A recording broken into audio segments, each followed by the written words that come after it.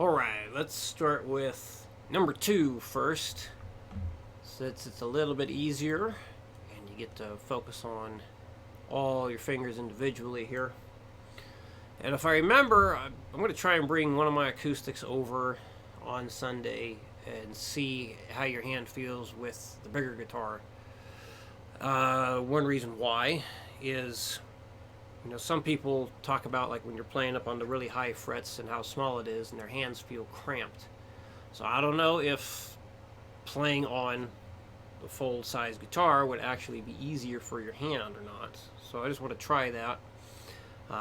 Classical players use a slightly different acoustic. It's just considered a classical guitar where the necks are actually wider and there's much more distance between the strings. I believe that's to help with certain difficult chord fingerings. You won't be doing anything as crazy as they might be doing, but just kind of thinking about it that way. Like maybe actually having a bit more space between strings would be a little easier for your hand. So just an idea there. So, yes, that's the other thing. Start practicing with the guitar on your left leg while the neck is tilted nice and high. So that's the big thing there. If it's tilted up like this, that's going to put your hand in a better position. If it's laying down flat like that, like it is on your right leg, it's not going to work and it's going to make it harder. So make sure tilt that neck nice and high, so that way you get real close to it there. Yeah, it's just much easier on the hands to be in the right position. So remember, the goal is to have the thumb in the middle of the hand there, and just kind of get used to putting your fingers just straight down onto the guitar. You want to avoid having this kind of thing, where your fingers are, your index finger is like curled way up like this, and the ring finger is kind of sitting down like that, and you have the pinky tucked way behind there. So this would be a not good look there. So the other thing to pay attention to is making sure that your ring finger doesn't go flat when you're trying to make. I'm kind of playing the other one right now, but like playing that chord, the 2-finger E minor chord. If you don't hear the D string when you get to that, or even like when you're playing this stuff here, you don't want to like make your finger go flatter. So turning your hand this way to try and get the notes to ring out more, that's just going to make it worse. If anything, you need to move it the other way, and instead of having your hand like way up against the guitar neck like this, scooch it out away from it and see if that happens. Because what you need to do is, look at your finger and make sure that you're creating space between the string that you're playing and the string that you have your ring finger on, space between the string you have your ring finger on and the open string here. And then when we get to the other exercise again, be the same idea. We still got plenty of ideas to try. Might just need you to try this shape on different strings, see how that goes. In fact, that might be something I have you try this week anyway. Ooh, just had a weird feeling in my neck. Anyway, so yeah, running through this, use your first finger to begin with. Just make sure that's tuned up. Okay, so yeah, just using your index finger. Just make sure it's up on the tip enough. Make sure if your nails are nice and short. I need to cut mine. Because if you feel your fingernails touching the fretboard at all, then they're definitely too long, and that's what my index finger is wanting to do right now, have the nail touch. So I got to cut my nails. But anyway, here's what it should sound and look like for number 1. I'm going to go fairly slow here.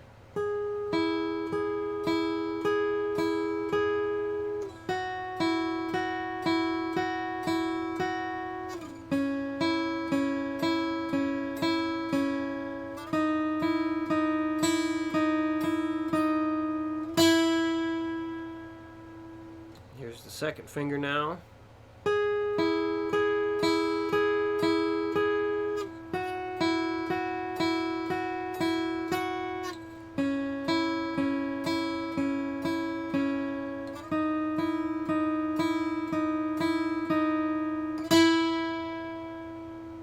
Ring finger.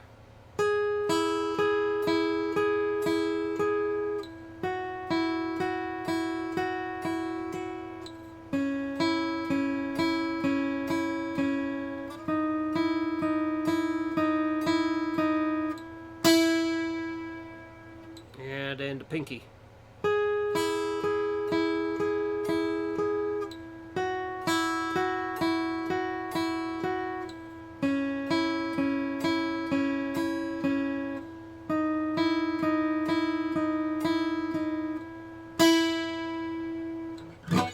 Okay. On to this guy. So here's something I'm thinking.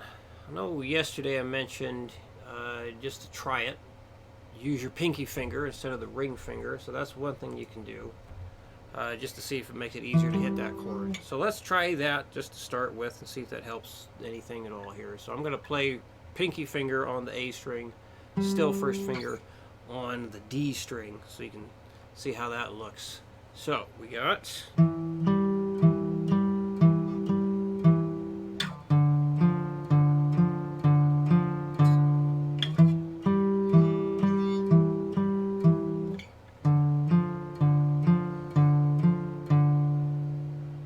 with the ring finger instead of the pinky.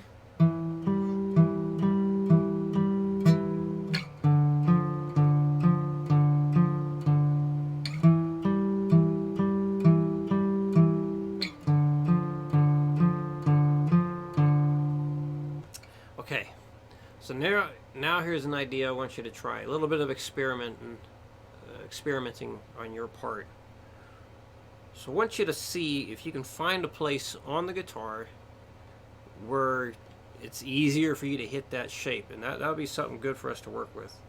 So I wish I had thought of this yesterday when I was with you, but as I was starting this video recap there and talking, I was like, oh yeah, that'd be a good idea. It's one of the important reasons why I do these recaps and why it's a good idea to watch them. Because sometimes I come up with new things. So here, let's try this.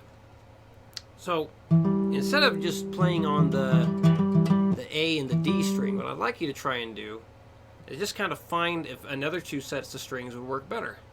So let's have you try it on the E and A string. So just, hold, we'll do the same frets, 7 and 5. So ring finger always on 7, first finger always on 5. So for this little experiment here. So see how that feels holding it on those two strings.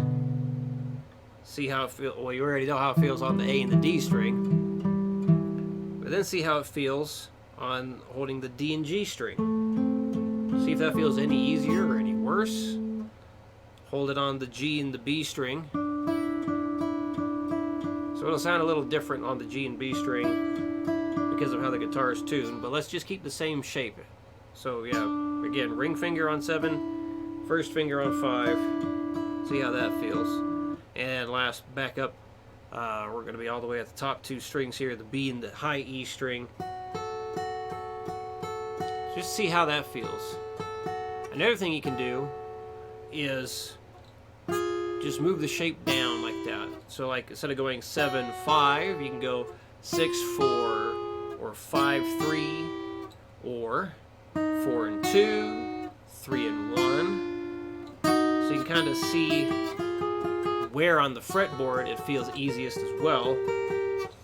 So yeah, it's back to 7-5. So you can go higher than that, go up to 8 and 6, do 9 and 7,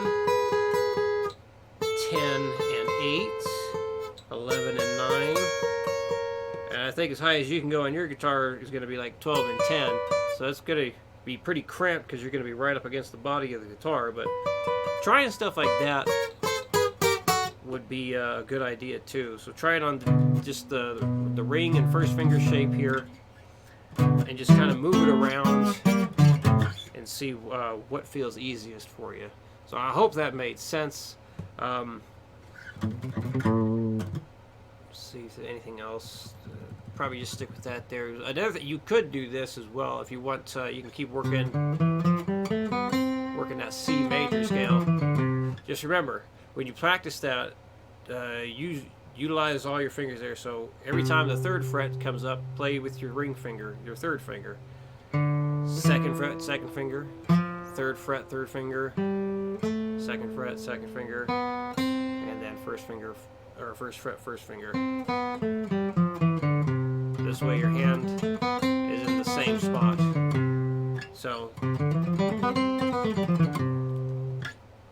Not a bad idea to work on that. Get some finger coordination, but there's all kinds of stuff I'm thinking of to help you with your fingers and all that. So again, we're just scratching the surface, finding what works best for you.